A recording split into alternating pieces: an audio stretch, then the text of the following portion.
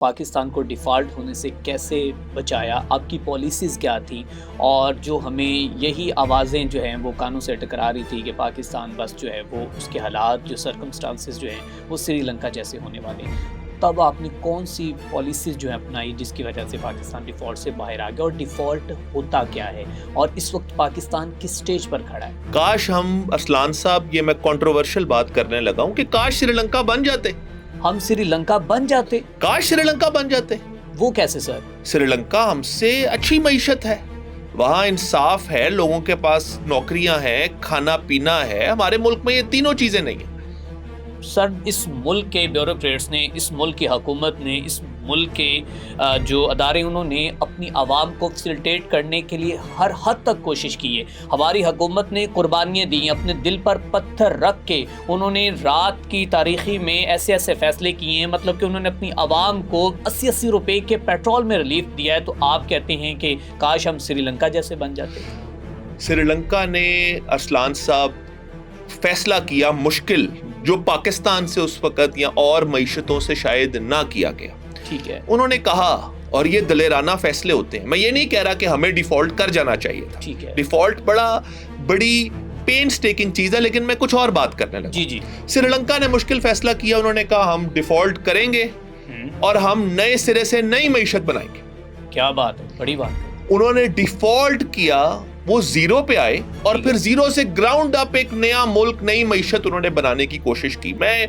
इसमें एक वाकया कोट करता चलूं जी जी। कि श्रीलंका की, जिस पर श्रीलंका डिफॉल्ट किया तो उसके चंद माह बाद श्रीलंकन मिनिस्टर्स की एक टीम पाकिस्तान तशरीफ लाई और पाकिस्तानी फाइनेंस मिनिस्टर उस वक्त इसहाक डार साहब थे, उनसे उन्होंने मुलाकात की। ठीक है। तो मुझे याद है कि मैं उस मीटिंग में मौजूद था, तो उन्होंने उस वक्त मुलाकात के अंदर ये बात की जो मैं अक्सर लोगों को कोट करता हूं, जो कि हमारे लिए एक अच्छा लेसन है। उन्होंने कहा कि भाई हम डिफॉल्ट कर गए, ये वजूहात थी डिफॉल्ट की। एक बुनियादी वजह ये थी कि हमारे खर्चे ज़्यादा थे, आमदन कम थी, हम पाकिस्तान की तरह इंपोर्ट भी कर रहे थे। जब रशिया यूक्रेन वॉर स्टार्ट हुई, पूरी दुनिया में तेल की कीमतें महंगी हुई, तो हम भी डिफॉल्ट कर। बिल्कुल। पर उनकी जो एक कन्विक्शन थी, उन्होंने कहा कोई ऐसा मसला नहीं, हम रीबिल्ड करेंगे यहाँ से। क्या बात। हमारे मुल्क ने उसके बरक्स क्या किया कि हमारा, देखें, डिफॉल्ट का एक फायदा जरूर है, पेनस्टेकिंग प्रोसेस है, लेकिन उसका फायदा ये है कि आप स्टेटस को से बच जाते हो। ठीक है।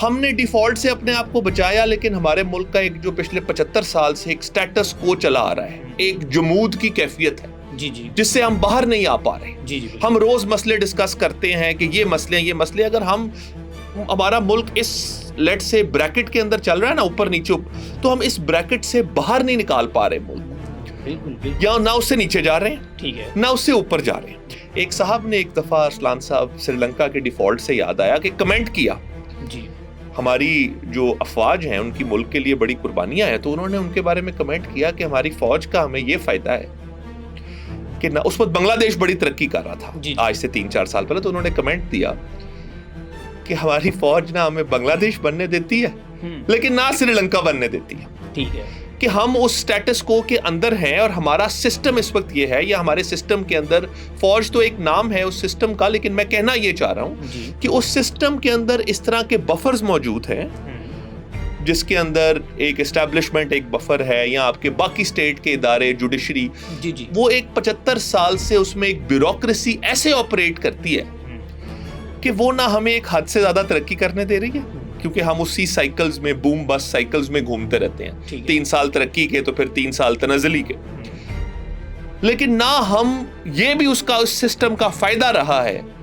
जैसे अभी आपने रिसेंट टाइम्स पे भी देखा कि जब पाकिस्तान को एक फाइनेंशियल क्रंच फेस किया, तो हमारे चीफ ऑफ आर्मी स्टाफ और फौजी की आदत पूरी दुनिया में गई। बिल्कुल। और उन्होंने अपनी क्रेडिबिलिटी की बुनियाद पे अमेरिका से भी क्रेडिबिलिटी बिल्ड की और बाकी दुनिया से भी वो पैसा लेके पाकिस्तान आए, जिस वजह से पाकिस्तान डिफॉल्ट नहीं किया। या IMF से भी जब हमारे कॉन्वर्सेशंस कभी किसी मुश्किल मराहिल में दाखिल हुई, तो फौज ने उनसे बात की और पाकिस्तान को उस मुश्किल से निकाला। अब सवाल ये है कि उस वक्त मैंने ये आपको बात की कि श्रीलंका बन जाते तो शायद हम इस जमूद की कैफियत को तोड़ पाते। ये जो क्लचेस हैं हमारे सिस्टम के ऊपर, चंद उन ग्रोहों के, जो बार बार मैं ये कहता हूं, जिसको अक्सर मईशतदान कहते हैं एलीट कैप्चर, जी, मैं उसको एलीट कैप्चर नहीं कहता, उसमें नॉन एलीट भी शामिल हैं, जिसका पंजाबी में कहते हैं यहाँ दा लगा है, वो सिस्टम के अंदर शामिल है। और इसको हम कहते हैं रेंट सीकिंग का कल्चर, कि यहाँ पे सब रेंट सीकर है। तो शायद इस तरह के डिफॉल्ट से मुश्किल सिचुएशन में हम चंद सालों के लिए फंस जाते, लेकिन शायद कब्जा जो था जी उन चंद ग्रोहों का वो इस मईशत पे से टूटता, या ये मईशत नई तर्ज से दोबारा बननी शुरू होती। तो इस वजह से मैंने आपको कहा कि काश श्रीलंका ही बन जाते, काश। और अब श्रीलंका आप देखें, ठीक है, उन वजीरों की बात मुझे रोज याद आती है कि 2-3 साल में श्रीलंका खड़ा हो गया अपने पैरों पे दोबारा, नए सिरे से, नई तर्ज पे। उन्होंने नई लाइंस पे अपनी मुमलिकत खुदादाद बनाई जो हम नहीं बना सके।